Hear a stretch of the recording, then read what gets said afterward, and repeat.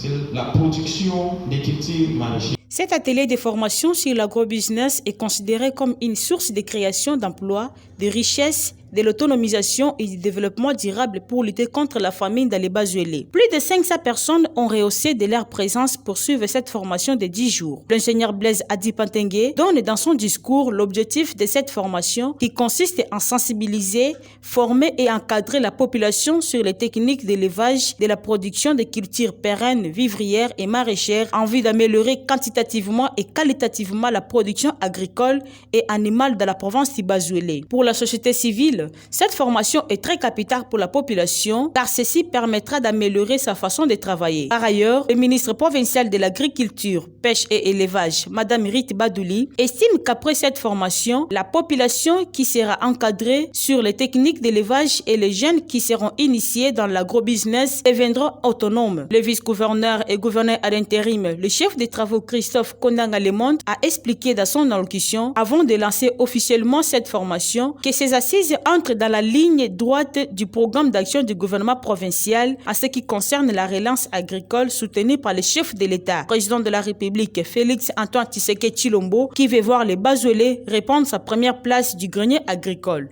À l'issue de cette formation, il n'y aura pas de raison pour se lamenter dans les Bazuélé.